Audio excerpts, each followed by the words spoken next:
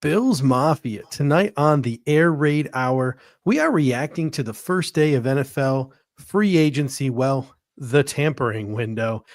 Since we last talked, we have agreed to terms with wide receiver Josh Palmer and defensive lineman Michael Hoecht. Plus, the Buffalo Bills have extended Josh Allen and a couple other cornerstone pieces in Gregory Rousseau and Terrel Bernard. We will have all of that for you on the docket tonight. But first,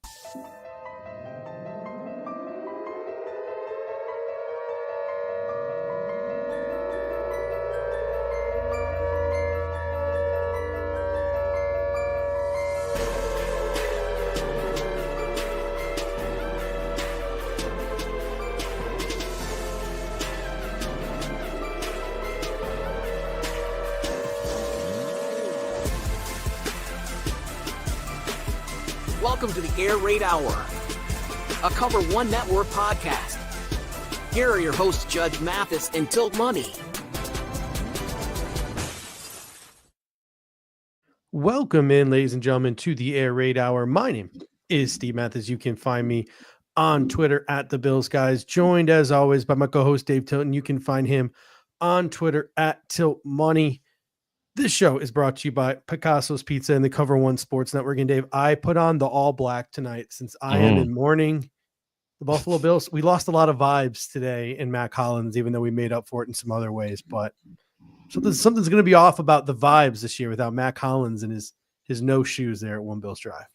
The cameraman always seemed to be in a perfect shot to get Matt Collins in between the camera and what was actually happening in the play. So you always got some cool Matt Collins, some vibes there. Yeah, going to the Pats. My buddy said I put in the chat. He's like, I hope he steps on some broken glass. It's like just brutal out there. I think the vibes were a little low too because we saw a lot of guys that we liked get signed today. And look, it's always the case during free agency, right? The guys that you want, a lot of the guys you want, the odds are that they're just not going to be signed by the Bills or your favorite team. So it's tough to see guys like Travarius Ward and others get signed. But yeah, Matt Collins going to the Pats really could have gone anywhere else, but going to the Pats, that stings a little, but wish him well and see what he does there. Jason M comes in and says that Arizona Sun, along with the time change, is hitting Judge hard. And funny story, we logged on and we were about a minute late tonight, and I'm still trying to play around with it. I'm not used to the show starting at 6 p.m. my time, and the sun is still a little hitting a little different in this room. So the lighting is a little bit off tonight. I will figure it out by next week, but I apologize if my visual appearance is a little bit different tonight and the lighting's a little off. Got to get used to that time change. Maybe listen to the podcast version this week, and let's get those Spotify and those Apple numbers pumped up a little bit. But as always, we get started with our introduction.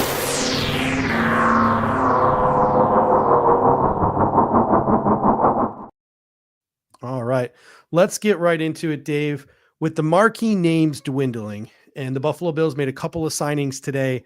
We got Josh Palmer. We have Michael Hoecht in the fold, or at least hopefully they don't pull a J.D. McKissick on us. But with the names dwindling, it appears the Bills' strategy this offseason could be focused more on patching holes and getting into the NFL draft than throwing money around with some of that money that they could create if they so choose.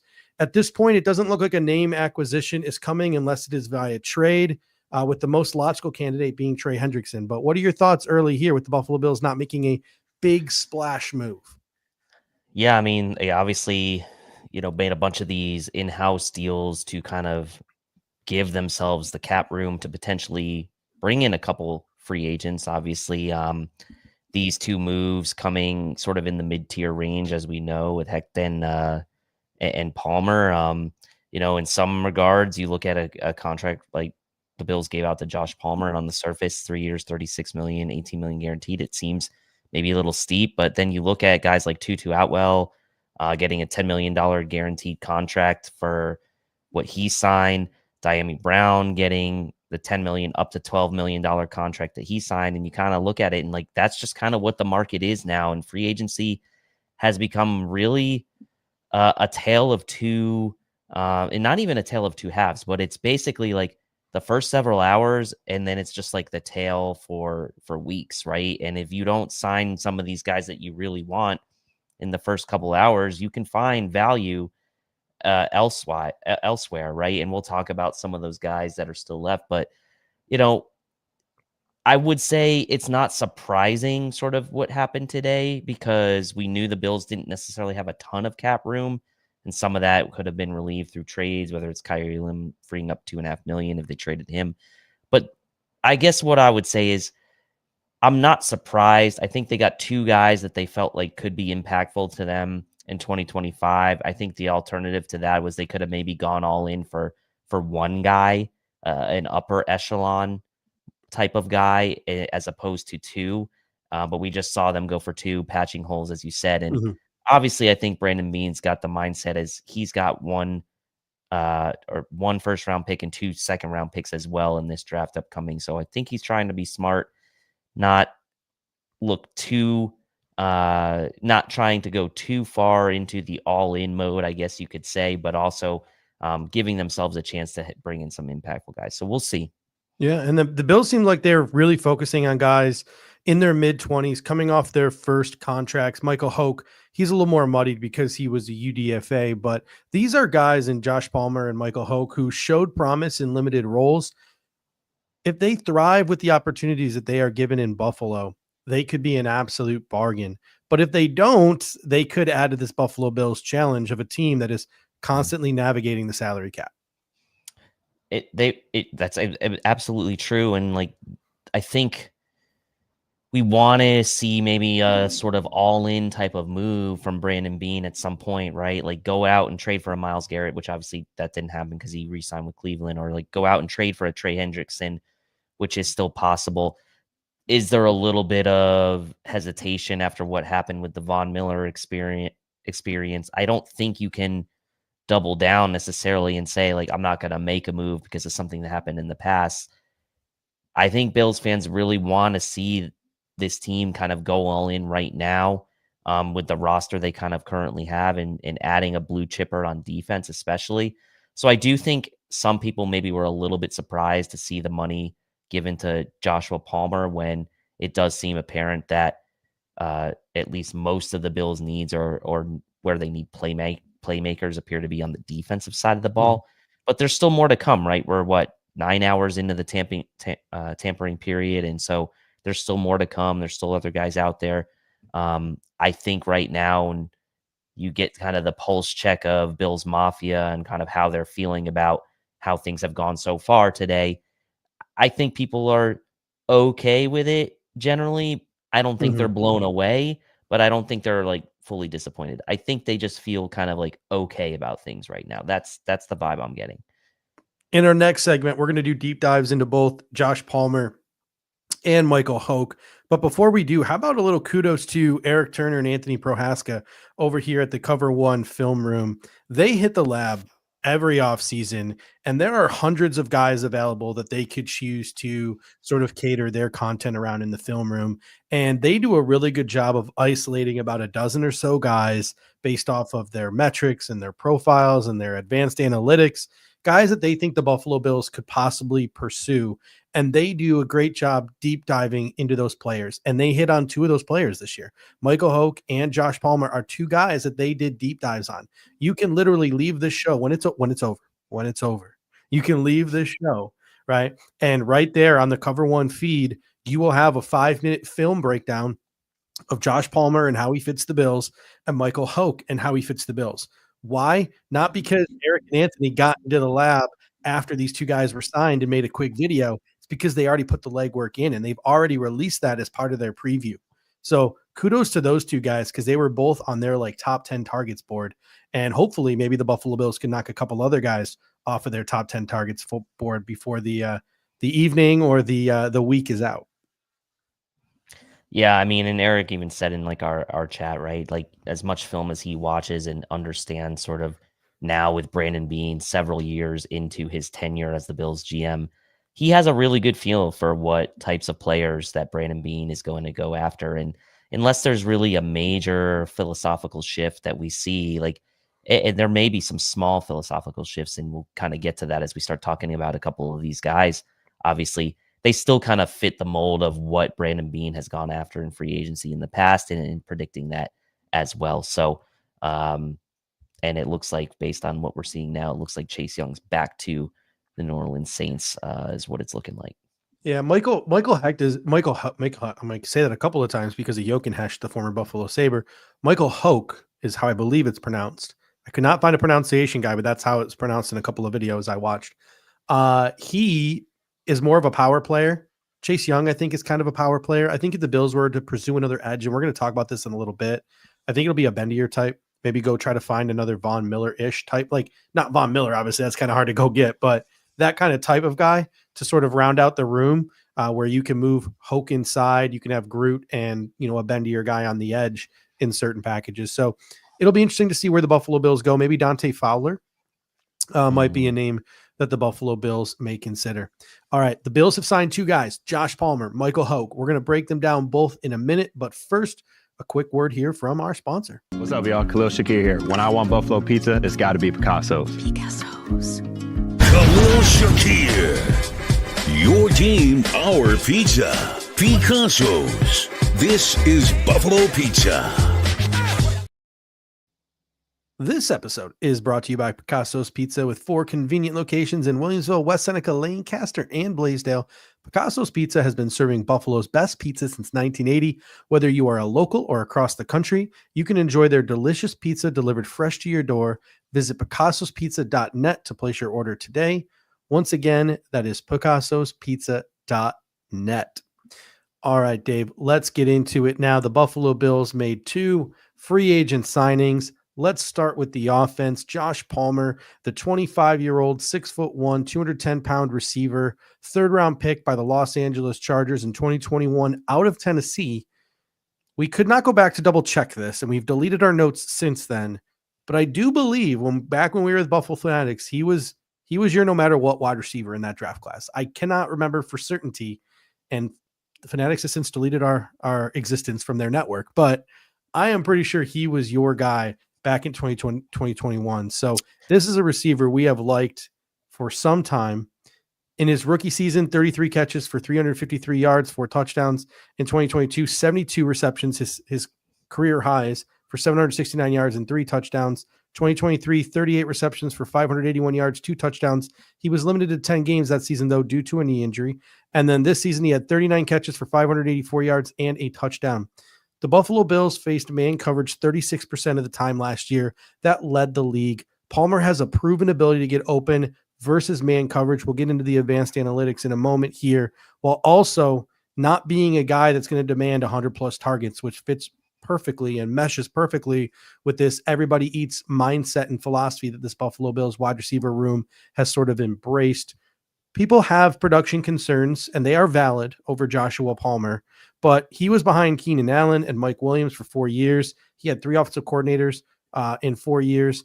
Things were kind of a mess there in Los Angeles. So betting on the potential of Josh Palmer here. Yeah, and a really good high average depth of target average throughout his career as well. So look, I think one of the things that's really interesting about Josh Palmer too is he's only 25 years old. He's still very young when it comes to the life of an NFL football player. You mentioned it, the Bills going after young guys coming off their first contracts.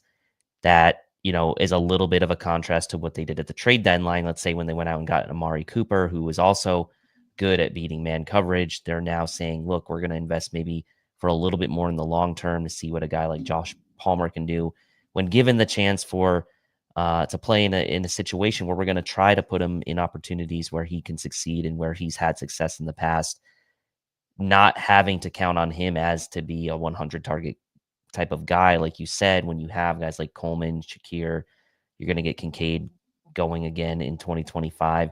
I don't think there's a ton of pressure on Josh Palmer. Obviously, the contract is what it is, but you also have Curtis Samuel, hopefully healthy as well, going into 2025. So he's used to kind of playing, I think, in a situation like this. He like you mentioned, he was behind Keenan Allen, Mike Williams. And outside of 2023, where Keenan Allen had just like a career resurgence in 2023, like it had kind of been a little bit of an everybody eats as well with the Los Angeles Chargers. So I don't think it's going to be super difficult for him to kind of acclimate into the room. acclimate to the strategy of what the Bills are going to do on offense and really give them sort of that element or attribute that they really need in this room as a man coverage beater. And I'm not sitting here I'm not sitting here saying that he's like all of a sudden wide receiver one. Like, that's not what I'm saying. Nope. Like, he is not that. For people who think that like he is that type of player, like, I don't see that, right? I don't think he is that type of player. He's filling a role here for this team, and hopefully it's an important one, and something that becomes a reliable part of this Bills offense. Yeah, you look at him, inside, outside, versatile, but he's mostly a boundary guy, which is what the Buffalo Bills need. He's a good blocker in the run game with his frame, which means he can be on the field a lot. One of the differences that he has is that's quite a bit of a difference from guys like Curtis Samuel and Keon Coleman. This guy's a route technician. Like, if you go through and you watch Eric and Anthony's film breakdown and you watch the way he runs routes, it's just so crisp. And the word Eric and Anthony used was he was very saucy at the top of his routes. And then I saw Carl Jones, who works for one of those news networks in Rochester. I apologize for not knowing the exact name of it. Actually, he might be at Channel 4 now in Buffalo, Carl Jones. But he said he was violent at the top of his routes. And I think that's another good way of sort of describing it. And the way he creates separation at the top of his routes, that's something the Buffalo Bills do not have, that man-beating ability that the Buffalo Bills just don't have from anyone else. Plus, you look at his production against the Kansas City Chiefs in 2024. In 2 games, he caught 11 balls on 17 targets for 177 yards. He's been seeing the Chiefs defense for 4 years, which is pretty important, I think, for the Buffalo Bills wanting to beat that team in the postseason. Analytics darling Joshua Palmer is performed better on targets of 10 plus yards and 20 plus yards than any Bills player last year per FPD, which is fantasy points data, 21st in 2023 and 12th in 2024 of all wide receivers in average separation score. Isolate that to man coverage. He was 8th in separation per their data. Keon Coleman was the next Buffalo Bill on the list at 54th overall. He was 10th last year out of all receivers in route win rate, which is pretty impressive. And the closest Buffalo Bill was Amari Cooper at 61st, excuse me. And there's even more. His 0.33 in EPA per target, 28th of all receivers in the National Football League. Pretty good if he's going to be your wide receiver 2 or your wide receiver 3. 15.2 in air yards per target, which is 3rd in the NFL. There's your deep target, right? And 27.7 deep target rate, 3rd in the NFL. There is your deep target. He can work all 3 levels of the field. There is film of him getting open and creating separation against a variety of coverages and against some of the league's best corners in Surtain and McDuffie. The Bills do not have a lot of natural separators, so they went out and paid for just that. Joshua Palmer is a natural separator. Yeah, exactly. And I think we just have to realize that let's try to separate a bit, like, the money you have to pay in the free agency market to what your expectations probably should be of Josh Palmer. Like, just happens to be that he's coming up in this free agent market where guys like Tutu Atwell are getting $10 million. Yeah. And Diami Brown are getting $10 million. Like, it's just what it is right now. And look, you can make the argument that maybe that wasn't money well spent. The Bills should have spent it elsewhere, but like they did need this as part of their offense. So maybe now this takes out the possibility of drafting a wide receiver early. We'll see. Considering this is not just a 1-year deal, this is a 3-year deal, and we'll see what the actual structure looks like when we get those details. But my guess is it's going to be something where the Bills have a chance to potentially, again, as Brandon Beane always does with these, like, give themselves an out after the 2nd year or whatever the case may be. So let's see how it plays out with him. Let's see how Joe Brady can kind of get him worked into this offense. And obviously it does give the Bills now, as far as their top 4 receivers, you would think going into last season, that was Samuel Coleman, Mac Hollins there. This group that they're going to go into this year with Samuel Coleman, Shakir, and now Palmer, offensively, I think gives you more than what you had with the 4 last year. Now, I'm not discounting what Mac Hollins did, but like, I do think that offensively this gives you more.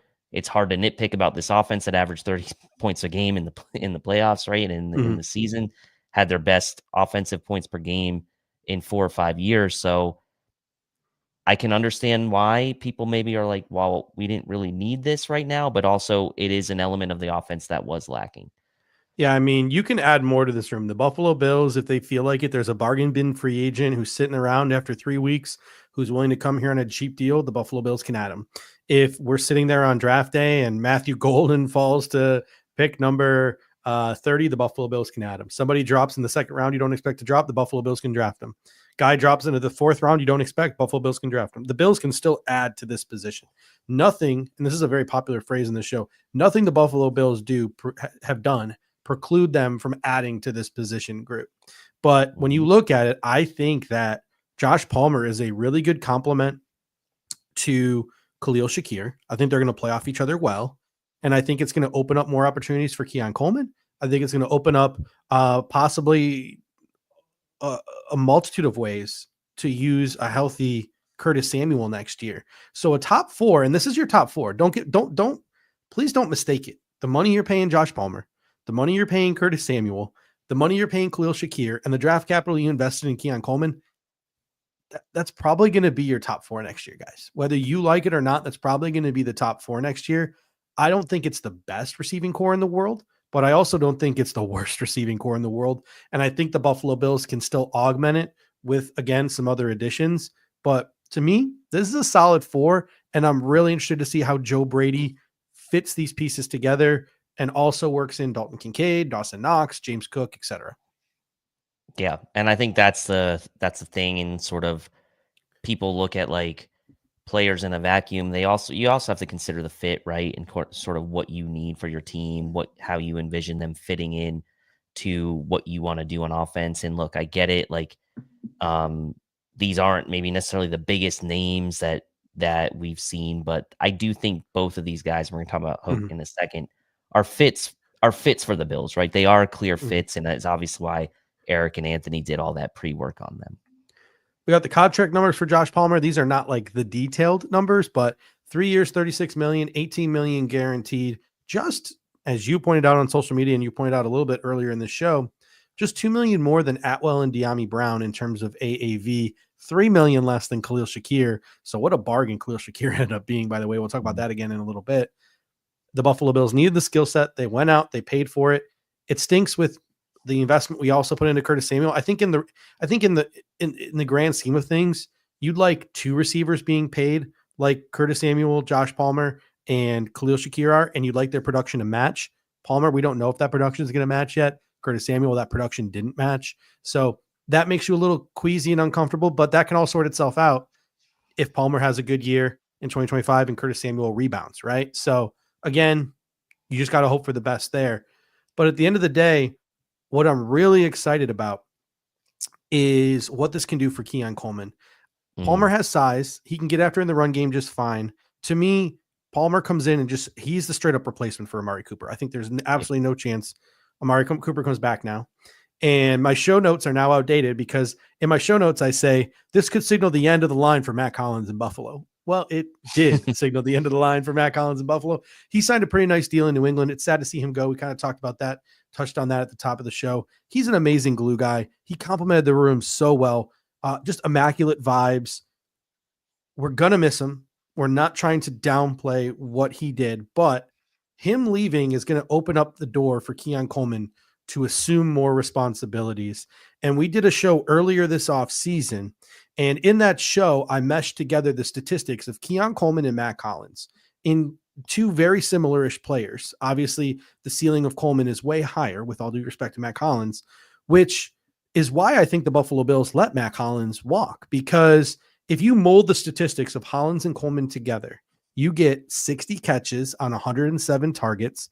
And some of those 107 targets are going to go to Josh Palmer this year for 934 yards. That's 15.6 yards per catch with 9 touchdowns. So if you can get a tiny bit more efficient in terms of receptions compared to the number of targets, I think that's a great stat line for Keon Coleman in year 2. Like if I told you year 2, Keon Coleman catches 60 balls for 935 yards and 9 touchdowns, we take that probably 10 no times questions out of 10. asked. Yeah. I mean, you take that every time. It's huge for Keon Coleman. I think 2025, obviously, it goes without saying, are huge years for both Coleman and Dalton Kincaid, right? Because the Bills haven't gone out and necessarily made a splash, right, at receiver. And we'll see what they do in the draft, but the chances probably are pretty low that they're going to invest early draft capital in receivers. So this was your draft capital. Keon Coleman, the first pick of the second round a year ago. Dalton Kincaid, your first round pick from the year prior. Those two guys have to absolutely step up this year and become those guys that, yes, you gave contracts to Curtis Samuel, you gave contract to Josh Palmer. Those guys have to now kind of sort of, I guess, what you would call mesh together the salaries and dollars that you're spending on the skilled positions to say, like, hey, all these dollars we spent are worth it because we've got the right mix of guys. And those two guys particularly stepped up. It is going to be a big year for Keon Coleman. And I think that added responsibility has already kind of been, come on from high, if you will, from Brandon Beane to saying that he needs to, he's going to need to step up. And the same goes for Dalton Kincaid. And I know we're not talking about him particularly right now, but both of those guys, that stat line you mentioned of the combined stats, if Keon Coleman were to achieve that in 2025, I think that would be considered a huge success for him in 2025. Looking now at the other Buffalo Bills addition, Michael Hoecht, 27 years old, 6'4", 267 pounds, late bloomer. He was a UDFA, former defensive This is tackle. weird, by the way. This is weird because ESPN lists him at 267, but it's like Wikipedia lists him at 311. That's his combine weight, I think. Or I don't think he went to the combine, but that's kind of, I think, what his RAS score is as well. Like, he was a former DT who weighed over 300 pounds, and he slimmed down to 267. So we're going to get to it in a moment, but Eric Turner did a great job in that video breakdown, comparing him to another guy who weighed a significant amount of money, played defense tackle, and moved to edge rusher in Lorenzo Alexander, right? This is a guy who, Michael Hoecht, who has played inside. He's played on the edge. He's played at linebacker. He even has reps going toe-to-toe with DK Metcalf in the nickel. Like, that is how freakish of an athlete Michael Hoecht is. He is a versatile chess piece in the mold, as Eric was pointing out in his video, of Lorenzo Alexander, who Sean McDermott had success with in that 2017 season. In 2023, Michael Hoecht had a career year with 81 tackles, 6 sacks, and 11 quarterback hits as a full-time starter. In 2024, with the addition of Jared Verse, he became more of a rotational piece, played in all 17 games, started 5, 27 pressures with a pressure rate of 12.1% and only 3 sacks. But again, really good pressure rate, a lot of pressures in that rotational role. To me, Dwayne Smoot had success as sort of that inside-outside guy for the Bills in 2024. Hoecht is a better player than Dwayne Smoot, and I think he has a higher ceiling than Dwayne Smoot. So he could take that role and build on top of that even more to another level for the Buffalo Bills in 2025. A very versatile chess piece. Yeah, now my heart is breaking in now again because I just realized Tyler Tarji signed with the Chargers. But anyway, in any case, I think this is like another one of those where if you go back and watch Eric's film cut-ups and he talks about having a chess piece on the defense, trying to keep the offense guessing, like at times it does seem like the Bills defense has been a bit too predictable, a bit too vanilla from a packaging standpoint, whatever you want to call it. They've done a really good job. Don't get me wrong. Like obviously the DVOA and things like that have been kind to the Bills defense over the years, but at some points in some of these biggest moments, they really need to be a little bit more unpredictable, and they need to have guys that will allow them to do that. And I think Hoecht will be a good chess piece for them.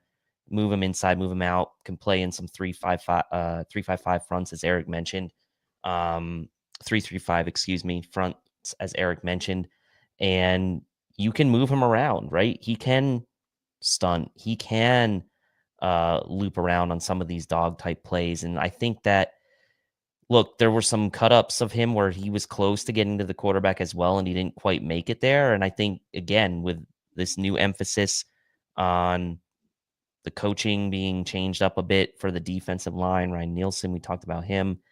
I mean, there's a lot that you can do with a guy like this. And I think, again, getting him in an age where he's still going to be in his prime at age 27, there's a chance for him to kind of be a key rotational piece for this defense. And it gives you flexibility right now where you can be like, well, we might not need to get like a a Dwayne Smoot type of guy now, like Yeah. later on in free agency, because we have some flexibility with this guy who we know can move inside and out. And it just gives them more options, I think, when it also, not just on the field, but also for the rest of the signings that they make.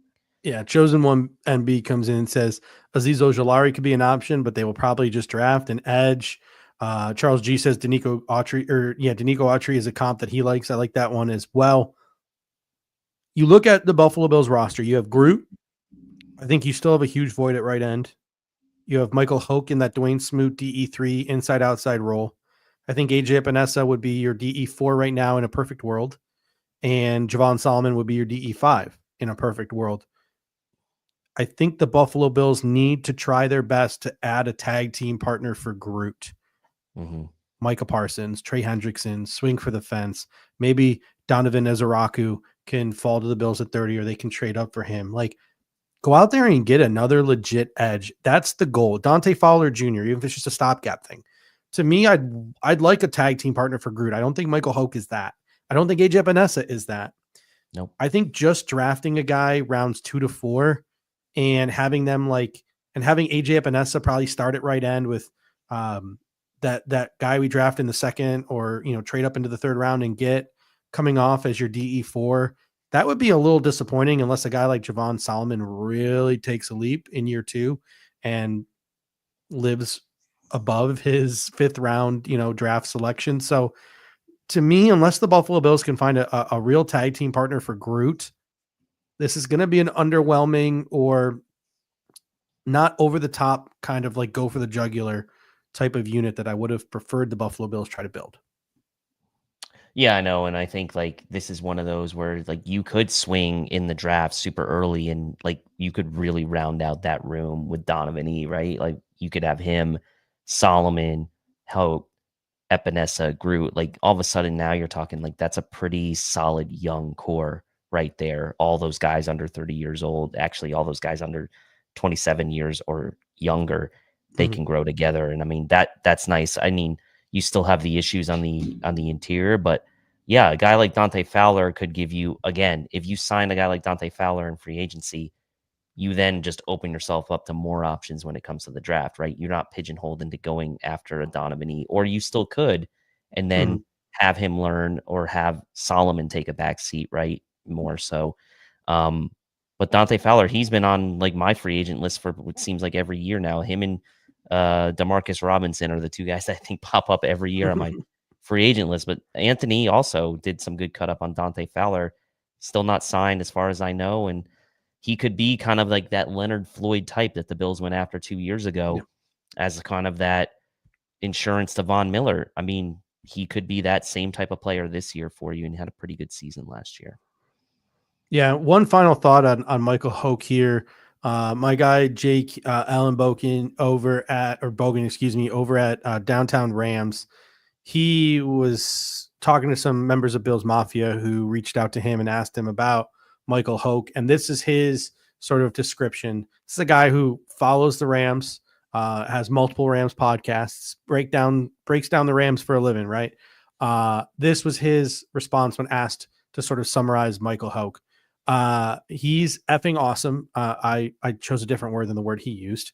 A real heart and soul kind of guy, can play interior and edge, can drop into coverage, although don't overdo it. He's a menace on special teams, 3 block kicks last year, and he's 100%, 110% energy type of guy. Rams locker room lost some juice with him. So was he the one who blocked the punt against the Bills? I'm guessing not, right? He might have been. I'd have to go back and double check, but I feel like somebody would have pointed that out by now, and I have not seen anyone point that out. And as Retro Central New York comes in, there's a lot of Rams fans who are upset to see him go, as he was a part of what was a really young and fun and electric defensive line there. But let me ask this. Are they upset because he's a vibes guy? Like we're upset about Mike Collins, or are they upset because like he's legit good? I think he's legit good. Like he was a good part of that defensive line rotation, but at the end of the day, like Jared Verse is your cornerstone, not Michael Hoecht. Like Byron Young is your cornerstone, not Michael Hoecht. Braden Fisk is your cornerstone, not Michael. You know what I'm saying? So like at the end of the day, when the dominoes fall, like you just lose out on that guy. He's a luxury, not a cornerstone. So the Buffalo Bills, not being as lucky along the defensive line as the Rams are, they get to add that luxury, I guess, as they try to turn him maybe into a piece. I don't think Michael Hoecht can ever be a cornerstone piece, but they try to make him a piece to help patchwork this unit and get it over the top. The contract numbers on Michael Hoecht: 3 years, max value of $24 million, which is agent speak for not $24 million, but it can get there. No guarantees are released, so that's also some good news, because if there's a lot of guaranteed money, the agent usually likes to release that early. $8 million AAV if he gets to the max of that deal. It looks a little sticker shock to people, I think, who don't understand NFL contracts, but to me, this is a pretty low risk move for the Buffalo Bills. Oh yeah, I mean, it's again, this is one where we still don't have all the contract details yet either, and we don't even have the guaranteed money. So this tells me, again, this is probably another one of those where the Bills maybe have a really easy way to get out of this. Maybe after 2 years, we'll see what the guaranteed money is. I'm expecting the cap hit for 2025 to be pretty low based on that. If it's a $24 million contract, $8 million AAV, I'd expect his cap number in 2025 to maybe be somewhere in the neighborhood of $4 to $6 million. Nothing too extreme, not going to stop you from still going out and making other moves. So yeah, I think this is a pretty, in what we saw today with free agency and the dollars being thrown around, this is a pretty tame, middle to lower middle tier move when compared to what else has happened today. All right, let's now talk not about new players, but the players the Buffalo Bills retained, because I just saw Andre Cisco went to the Jets 1 year, $10 million. That makes me a little sad, as I was going to mention him later on the show as one of my favorite free agents who is still left. But we're going to shift our focus now to players that the Buffalo Bills have retained, because listen, I don't have anything to reference here, but I think if somebody did some research, right, get like Paul Hembo or something on this, I think the Buffalo Bills might have set a record for a number of players retained in like a week and a half span. The Buffalo Bills handed out new contracts to Josh Allen, Gregory Rousseau, Terrel Bernard, and Khalil Shakir. We're going to talk about some of those now, as well as the deal to Spencer Brown, which is looking like an absolute bargain after today. And we got to talk about Christian Ben for a little bit, because the Buffalo Bills were not able to get an extension done with him, and that could have some negative ramifications. But let's start with Josh Allen. Record-setting 6-year, $330 million contract that includes $250 million guaranteed, the largest guarantee ever given to an NFL player. $55 million average per year. It represents 19.7% of the current league salary cap. That would rank Josh Allen only 13th among quarterbacks.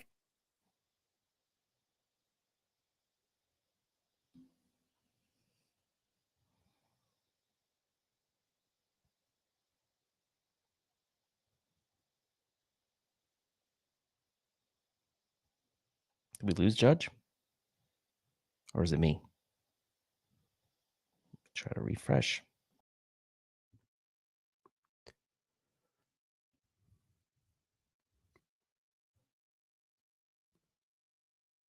Did I lose Dave there? Did we lose Dave? Did we lose me? I thought it was me. I thought it was you, but I guess yeah. I don't. I heard the Josh Allen. I heard the Josh Allen. Yeah. So apologies. So I will repeat myself. It was me who's out. Okay. Yeah, it was you. Okay. Which is weird, because I'm literally okay. I guess I'm hooked up to Wi-Fi, so I'm gonna get that fixed in a moment, because I could have sworn I was direct connect to the modem tonight. So I'm gonna have to figure that out. Maybe my daughter was playing around with the modem and ended up getting unplugged on the other end. But apologies. We signed a mid-tier. We signed a mid-tier internet contract. Yeah. So that's my bad for not double checking before the show. But record-setting 6-year, $330 million contract for Josh Allen that includes $250 million guaranteed, the largest guarantee ever given to an NFL player. $55 million APY represents just under 20% of the current league salary cap. That ranks only 13th among quarterback deals. Overall, Josh Allen took a discount for the Buffalo Bills, so the Buffalo Bills can go out and they can pursue other free agents year after year after year. But the Buffalo Bills made it up to Josh Allen with that guaranteed money. There's also likely plenty of levers in there for the Bills to clear space year after year after year. QB1 did the Buffalo Bills a solid while still getting paid. Yeah, I mean, essentially they kind of tore up the remaining 4 years that were left on his deal. So this is not 6 years in addition to the 4 he had left on his deal. This was basically a replacement of the 4 years he had left on his deal, and gave him essentially 2 new years and $200 more million in guarantees with those 2 additional years over the course of this 6-year contract. So while yes, it only puts him at 13th on an AAV standpoint, he does have the absolute record for guaranteed money. So it kind of worked out well for both sides in the sense that, like you said, gives the Bills still room to operate when it comes to signing players into the future, and still gives Josh that huge amount of money guaranteed, which, by the way, also now potentially sets him up for another contract extension later down the road. So as opposed to kind of going straight extension route beyond what his current deal took him, the Bills now maybe around 2028 or so, depending on what's going on, can maybe give Josh Allen another contract if it comes down to it. So probably good for all sides. Josh Allen gets this guaranteed money that he knows he's going to get.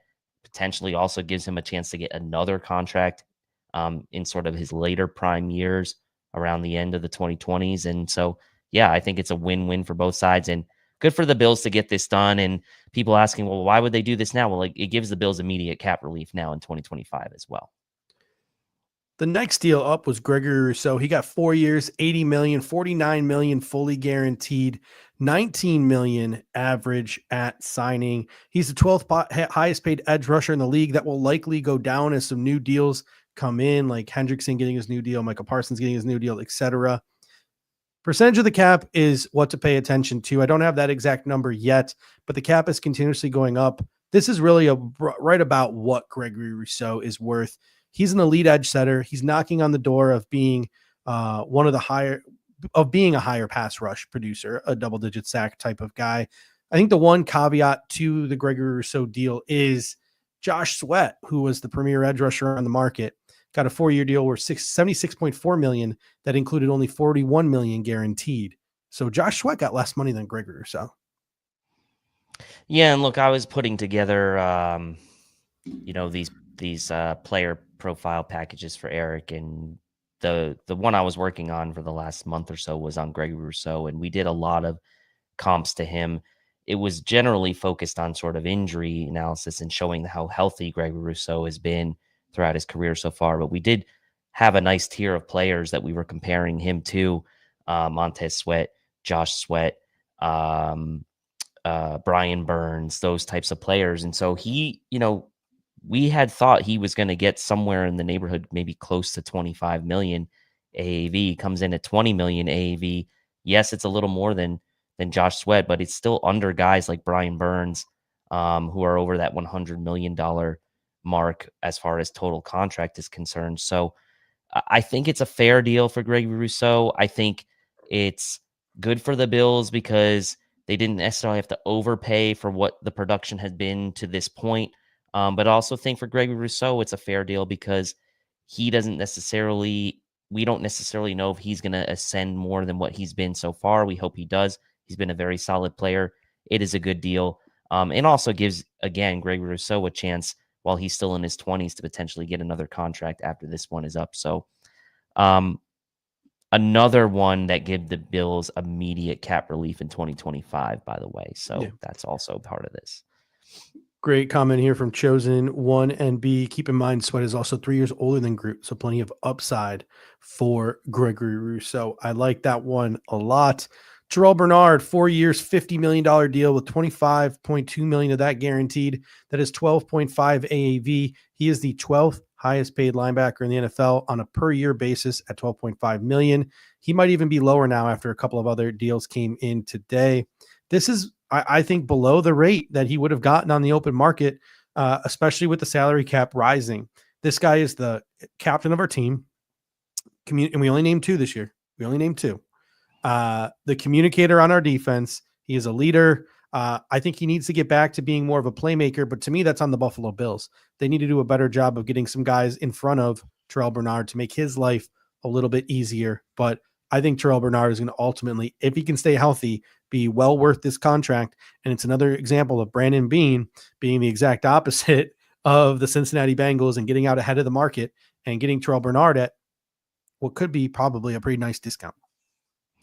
It's funny. It's like history tells you that if you don't get out ahead of the market, you're either going to lose the player or you're going to end up paying them more anyway than you could have just kept them. It's like it's a catch-22 if you're a GM. It's like unless you have literally no intention of retaining that player, like you're always better off, I'd say most of the time you're better off getting ahead of the market. And what I love about Terrel Bernard, and he had his press conference today and talked about all those things, like how do you not just like fall in love with this guy as a team captain?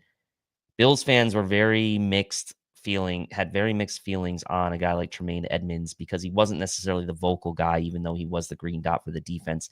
Felt he didn't make enough plays for as athletic as he was. Terrel Bernard, kind of the opposite, very kind of vocal leader for this team. Doesn't have the size necessarily as a Tremaine Edmonds, but instinctually a far superior player in my mind than a guy like Tremaine Edmonds. And by the way, I think paid less, right, than Tremaine Edmonds still, even with this contract, if I'm not mistaken, because I thought Tremaine Edmonds got over $60 million for 4 years, if I remember correctly. So still getting paid less than that. And look, the size is going to be a concern potentially with injuries as we move forward. We saw him get banged up a little bit. That's something you definitely have to keep an eye on because he is a smaller type player playing that position. But yeah, if he can get back to some of that playmaking that he had in 2023, and not that 2024 was bad, this was a good move for the Bills, especially because, again, beyond 2025, not so sure what the future of Matt Milano will be. I know he's under contract in 2026, but the Bills have a way to get out of that after 2025. So it is nice for this positional group to kind of be locked in and ready to roll. Looking now, Khalil Shakir, 4 years, up to $60 million, $60 million, $32 million guaranteed, APY of $13.25 million, $7 million, only a $7 million signing bonus for Khalil Shakir, $9.1 million option bonus in 2026. He's got cap hits this year of $2.59 million, next year of $6.79 million. 2027 of $13.92 million, 2028, $15 million, 2029, just under $16 million. What a deal for Khalil Shakir. I mean, this is $3 million AAV more than Josh Palmer and $20 million less a year than DK Metcalf. And that absolutely ridiculous contract. What a bargain for what should be a yearly 100 plus target super slot in Khalil Shakir. Yeah. And it's just tough because, like, again, Khalil Shakir, because of his body composition, because of where he plays on the field, mainly in the slot, like he's not ever going to be viewed in the same way as a guy like a DK Metcalf, right? As a guy like a Mike Evans, those types of guys. Like he's just not. And like it's not fair to him, but he plays such an important role to this team that I do think that believe he could be successful anywhere, but I do think that he's going to put up statistically the best numbers he possibly can with his skill set with Josh Allen in this offense. And so another one of those guys that you just want to have on your team, kind of like a Terrel Bernard, right? I mean, both of these guys, just when they speak at these press conferences and you hear what they say about the team, about the fans, about the city, like it's just a nice breath of fresh air from what we had throughout those drought years, right? Where it was always more about having to overpay guys, get them to come here because we weren't very good. And the only way to lure guys to this team was to overpay them. It's the opposite now, I feel like, right? Guys want to come here. Guys want to play here. This is a great franchise, a great organization. And they realize like the fans will absolutely 100% get behind you and they'll live and die on every moment with you as in this team. And so Khalil Shakir fits that so well, and really, really happy for him that he's staying. Spencer Brown, that deal was obviously last training camp, I believe. 17.5 million AAV for Spencer Brown. What an absolute steal compared to some of the deals that went down today with Jalen and Dan Moore signing for 15 and 20.5 million AAV. Like absolutely ridiculous. Spencer Brown would have gotten 25 million a year if he had hit the market this offseason. So kudos to Brandon Beane for getting that done. a season early. And then you have Christian Benford. This one's going to get tricky. I think the reason why Christian Benford was not signed before Monday, like everybody else, is probably because Christian Benford's agent knew it was going to get tricky, because you look at just the cornerback position in general, I think is trickier to figure out a contract for than maybe some other positions.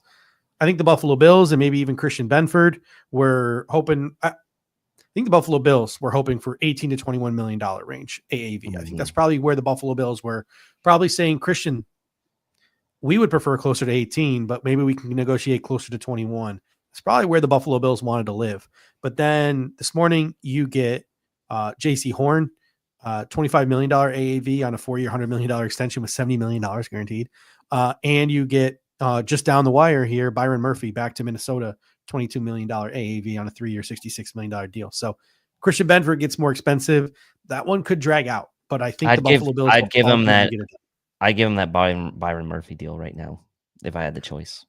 And I think you'd probably protect yourself a little bit as well, being only 3 years, because if the injuries do plague him, then you can get out of it in 3 years as opposed to a 5-year deal or something of that nature. So I don't know, but it'll be really interesting to see if the Buffalo Bills can get Christian Benford, like Khalil Shakir, like Terrel Bernard, to get maybe a little under, maybe a little bit under what some of these other guys are getting, but I doubt it. I think there's a reason why Christian Benford's agent wanted. Well, he also realizes too, right? I mean, look at what's around him. Like Rasul Douglas is not in the building. Khair Ilum is, I'm sorry, but he's not long for Buffalo beyond this year, or maybe even not for this year. And like, that's no competition. Like he knows he's the only one there in the room. You know, okay, we love Jamarcus Ingram, I get it, but like he's the only one in the room that's like he's looking around. It's like that Will Smith meme where he's like looking around and the whole room's empty. Like he's the only one there. Like, yeah. So of course that's going to be leverage for him. Again, it's an interesting comment. Comment section made some interesting points on this. It's like if you go out and you sign a free agent cornerback, like an Asante Samuel to like $10 million a year or even more, like what are you then going to do with like do you almost want to get the Benford deal done first before you make a move in free agency, or how is that going to work? Or do the Bills go in and maybe they like draft a high corner in the first round, and then all of a sudden it's like, hey, maybe once we have that in place, then we're going to feel more comfortable giving Bernard that money, because then we have a cost controlled first rounder and now this big contract with Christian Benford. So I don't know. It's a tough one. I do think, and I will kind of stand by this, I think he may be the only elite player on the Bills defense. And I say this with all respect to Terrel Bernard, all respect to Ed Oliver, all respect to Gregory Rousseau, and what was Matt Milano a couple years ago. But he may be the best player and the only elite player on the Bills defense. All right, taking a look now around the league, around the NFL, some big news, I think, just breaking. By breaking, I mean 55 minutes ago. 49ers informed 9-time Pro Bowl fullback Kyle Juszczyk tonight that he is being released. He is set to hit the free agency and wants to continue playing. I was pretty sure Reggie Gilliam was going to come back to the Buffalo Bills. Could the Buffalo Bills maybe have some competition for the sledgehammer there and Reggie Gilliam? We've already lost Matt Collins. We still got Ty Johnson sort of, sitting out there adrift, testing the market. We got Reggie Gilliam, who you thought would have been wrapped up by now, still out there. And now Kyle Juszczyk is getting cut by fullback U. Like, could we lose Reggie Gilliam to the San Francisco 49ers? Like, I think if you're the Buffalo Bills, maybe we gotta be locking that up, because Reggie Gilliam came up clutch for the Bills late last season. He's obviously a core special teamer as well. Yeah, I mean, guys like Reggie Gilliam, Ty Johnson, like you did expect maybe Matt Collins. I will say this, people talk about Matt Collins and these guys. Like, I think out of those three, Matt Collins, Reggie Gilliam, Ty Johnson, like to me, Matt Collins was always the most likely to leave out of those three. So, I mean, I think that, again, long way to go. There's still so many guys on sign. Hopefully we'll get both Gilliam and Ty Johnson back here pretty soon. And if they don't sign Ty Johnson back, that's going to be a strong feather in the cap of Ray Davis, I would say, and sort of what the Bills are envisioning him doing this year, and a strong indication potentially that the Bills are going to use, and we'll see when these comp picks come out, one of those extra picks on a running back. And I think the Buffalo Bills might want to use Curtis Samuel as a running back a little bit more too, like in some passing game situations. So, like, if you think about it, if Ty Johnson leaves, which is, to me, it scares me a little bit because we lose that pass blocking security blanket. And we, again, lose that very complimentary glue guy and a guy who meets him and Matt Collins. It's not about their box score statistics. It's about when and where they made those plays, right? Like, it was clutch situations, like had to have it plays, and they just delivered. And they are going to be very, very memorable because of that. But if you lose Ty Johnson, right, you have more of a workload for James Cook, who you can run to the ground before letting him walk in free agency next offseason. You have more runway for Ray Davis, who maybe you do trust as a pass blocker, who I think needs a bigger role next year. You don't use a 4th round draft pick on a guy on a running back to not use him. I think the Buffalo Bills do need to find a way to use him more, whether Ty Johnson comes back or not. And then you have sort of this hybrid guy with, Palmer on one side of the boundary and Coleman on the other side of the boundary and Khalil Shakir in the slot. Like, maybe you can get a little creative with Curtis Samuel as well. So if you're the Buffalo Bills, you have that. And as you just mentioned, the draft as well. And if we're drafting a guy, I'm looking at all the pass blockers, right? Like I'm that's what I'm honing in on. I'm honing on the guys who can pass block as well and get out in the passing game and deliver in the passing game or have that breakaway speed. Like, those are the things I'm looking for. I'm not looking for like there's people who want to talk about some of the bigger backs in the draft. I'm like, no, we got Ray Davis. I don't want to talk about the bigger backs. I want to talk about like the guys who can get involved in the passing game. But that might be another story for another day, just a little bit. But in terms of retention, it looks like Dwayne Smoot's probably gone with Michael Hoecht in here. I don't think the Bills are going to retain any of those defensive free agents. So let's talk about who's left. Andre Cisco just came off the board while this show started. There are some very unconfirmed rumors that I don't want to spread because who knows whether they're just made up out of the abyss or not. But there are some things linking Asante Samuel Jr. to the Buffalo Bills, maybe a little bit. So is there any free agents out there right now that you think are a good fit for the Buffalo Bills that you would want the Buffalo Bills to pursue? It's funny. I had like a list of guys and like almost all of them are signed now. Like, you just go down, I'm going down this list. Like, Justin Reed is still interesting to me, although we don't really need a safety. I do like him. Marcus Epps, I don't believe is signed yet as well. Javon Holland, I don't believe is signed yet anywhere. So if you're looking at like corners and guys like that, there's still a couple out there. A lot of the defensive tackle guys have been now just scooped up. I feel like defensive tackle now is probably not going to happen. And I think maybe a little bit is Michael Hoecht going to like soften the blow there slightly, but still doesn't really answer the question of getting you a run stuffer. Yeah, I mean, I literally had a list right here of 36 guys and almost all of them are signed. I think if you're the Bills, like at this point now, based on what's left in the market, like you're probably looking at a corner like an Asante Samuel Jr.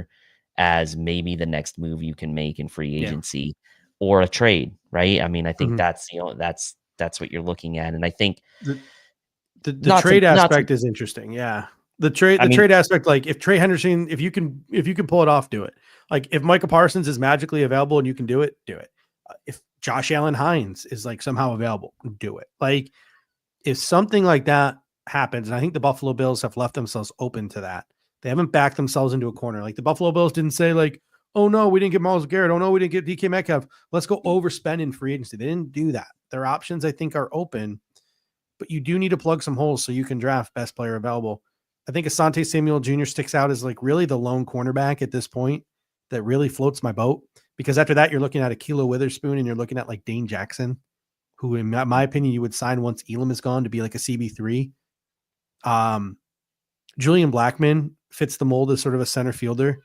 Bills had interest in him last year. He's available. Marcus Epps, another veteran safety that's available. But up front, Dante Fowler, I think, is like really the only edge rusher that I can think of that sticks out to me, especially if the Bills want to complement Hoecht and Rousseau with a bendier guy. Delvin Tomlinson was just given his June 1st release from the Cleveland Browns, 12% pressure rate, best among IDLs over 320 pounds last year. Thank you to Buffalo Bills Cast on Twitter for that statistic. Jonathan Allen, still out there. Money needs to make sense. You don't want him to get too much term at his age, but Jonathan Allen is still out there. And Roy Lopez. I know Anthony Prohaska is really big on it. Roy Lopez. If you're just looking for a plugger, a guy to occupy space and blocker, strong anchor, you can rotate him and Daquan Jones. So there are still some options for the Buffalo Bills, but to me, you got to plug holes so you can draft BPA. We don't need to get into a situation. I like Trey Amos. Don't get me wrong. Like, I do. But I don't want to be in a situation where I feel like the Buffalo Bills have to take Trey Amos at pick 30. You know what I'm saying? Like, if Malachi Starks drops or like somebody else drops, like Matthew Golden drops, but the Buffalo Bills have to take Trey Amos because they need a corner, like that would suck. So you don't want to get yourself into a situation like that if you're the Buffalo Bills. I'm interested in Dalvin Tomlinson, to be honest. I mean, he set a career high in QB hits last year with 18 at 6 tackles for loss, playing with Cleveland, 2 years in Cleveland. He's only 31. With the way DTs are getting paid, you wonder like what's the market like him going to be? Like a couple of years ago, we were talking about him as like a potential premier signing, right? When we were doing our free agency show 3 years ago, I think, because it's been 2 years with Cleveland. I mean, he was the guy we loved, right? I would definitely be interested in him. I would definitely be interested still in Jonathan Allen if the price was right. But there's not too many guys where I feel like, okay, for that price, like there's not a lot of guys like that left, right? I think Dante Fowler Jr. to me is a realistic and sort of fits a good need as far as a sort of skill set that kind of complements Groot, Epinesa, Hoecht, right? That would be a guy. I know Eric, as Garrett puts in the comment, Eric had done some film cut up of Zadarius Smith. Yeah. Too much like Michael Hoecht, right? Like where it's like inside outside flex, like power player. Like again, if the Bills are like, yeah, let's add Zadarius Smith to go along with Michael Hoecht and Gregory Rousseau, I'm not complaining about that. Don't get me wrong. I'm not complaining about that if they do it. But to me, I don't know. Like, I think Bendier might be where they're going with the next edge pick, not power player. But I would love to be pleasantly surprised. Like, I'll take Zadarius Smith to go along with Michael Hoecht and Gregory Rousseau. I think it's a nice solid 1, 2, 3. Maybe you get the upside of Javon Solomon as your Bendier guy. You can draft a guy in any one of your first 3 picks, and to add to the competition of that room. AJ Epinesa is expendable, or you still have AJ Epinesa as part of that rotation. So the options there are plentiful, but you got to add someone. You got to or as Noah says, Micah Parsons. So what you do is you trade for Micah Parsons, and then you have the most guaranteed money to an offensive player and Josh Allen. Then you give the most guaranteed money in history to the defensive player and Micah Parsons, right?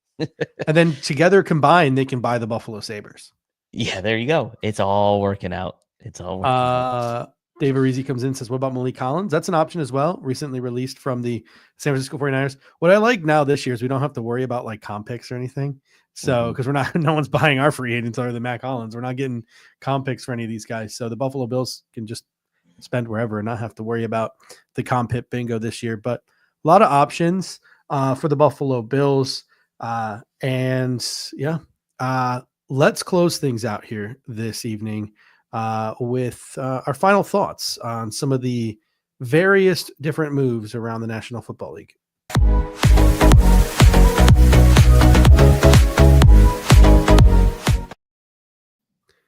All right, Dave, we've talked a lot of Bills this evening. I think that we have, we've hit everything, unless the Buffalo Bills in the next like 5 or so minutes here want to make a move. But there's some rumors coming down the pipeline about Aaron Rodgers and his decision.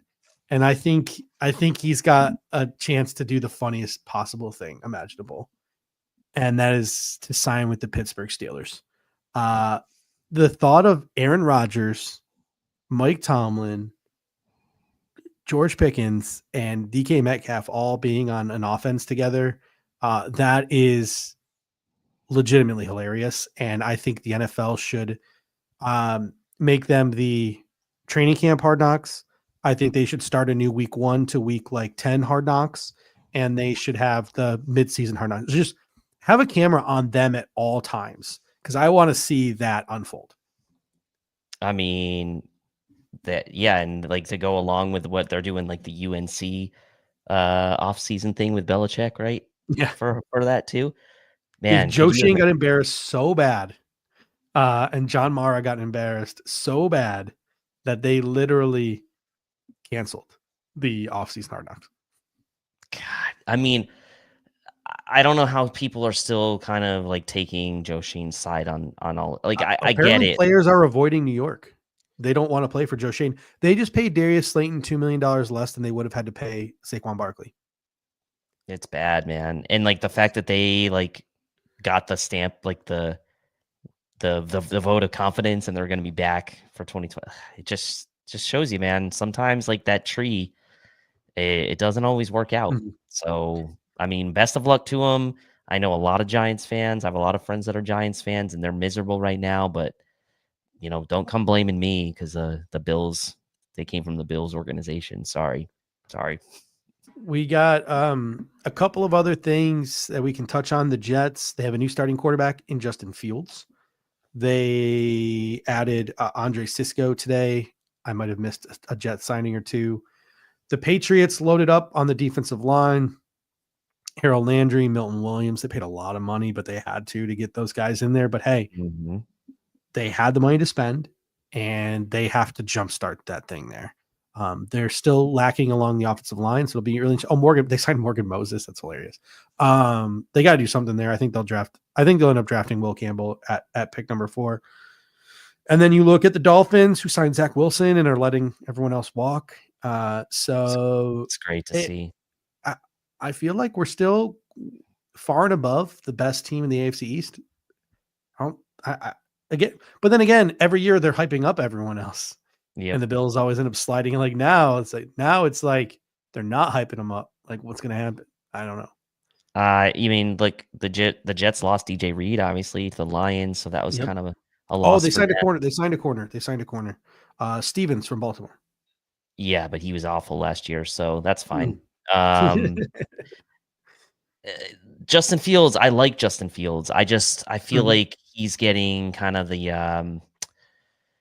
I don't know. I feel like he's kind of getting the Baker Mayfield somewhat in as Baker Mayfield got in early in his career. We was kind of like, okay, had a promising start with the Browns and then kind of bounced around and found a home in Tampa. Like, I don't know what's going to happen with Justin Fields, if it's going to be the same type of thing, but like he's getting bounced around a ton.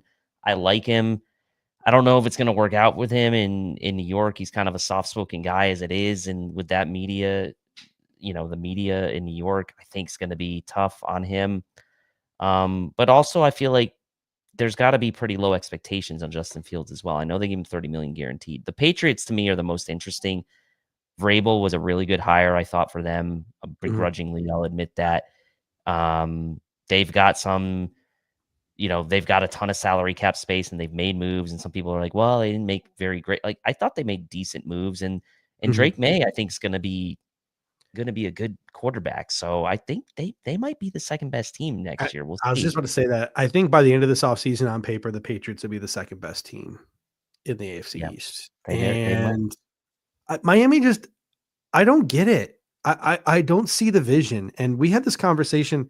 I think we joked about it on camera last week at the Combine about how Mike McDaniel just looks like he's disassociating. Like he just looks like he's not all there. Like he just like a zombie almost. And I've never seen a coach just like look so checked out like he does. It's kind of weird. And Miami, they try to be like San Francisco, but they're all flash and no substance. I mean, San Francisco is really like as much flash as San Francisco always has had in that Kyle Shanahan system.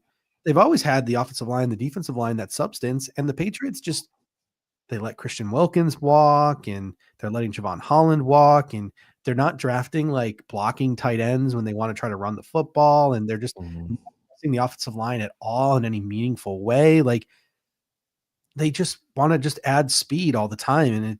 And speed and pass rushers. That's what they want to add. And that's great. Like, I get it. That's cool. But if you Hey, don't, that's what we need right now. So that's what we need. I'll take some You of got to that. have a balance.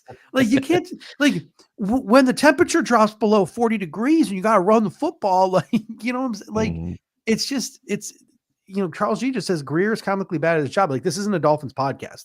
I don't want to sit here and like spend an hour, breaking down the Dolphins roster position by position and talk about all the various different mistakes I think they're making. But like I don't understand it. Like I don't get it. And I think as long as they keep screwing up, they will be paper tigers year after year after year. And it caught up with them last year and it'll catch up with them again. Right. Like even if they play solid in stretches this next season, like it's not going to last. It won't because they're just not built that way. I know. And it's so great to see, to be honest. And like, I hope they don't figure it out. I mean, it's great. Yeah. It's honestly great because again, this division, it's kind of weird. It feels like, I mean, I'm not trying to compare us to the Patriots of the 2000s, right? But like, it feels like all the teams kind of under us are sort of fumbling around trying to figure out what to do. And it feels like, at least to me, like the Patriots have the most momentum, if that makes sense, to kind of getting something right. The Jets, obviously the quarterback situation is the big question mark there. They don't have Devontae Adams is now gone. You still have Garrett Wilson. What are you going to do with him? Their defense is still good, but it wasn't great last year as it had been in the past. Dolphins, who knows what they're doing? Like, I would be surprised, given what happened in 2024, if anybody actually picks someone other than the Bills to win the division this year. I think they've learned their lesson. Then the Texans, it looks like they're going to let Stephon Diggs walk. They brought in Christian Kirk via trade. They traded Laramie Tunsil to the Commanders today. It's kind of like the Texans are resetting, but it seems like an odd year to try to reset your offensive line, mostly because the offensive line free agents and even in the draft, it just doesn't seem.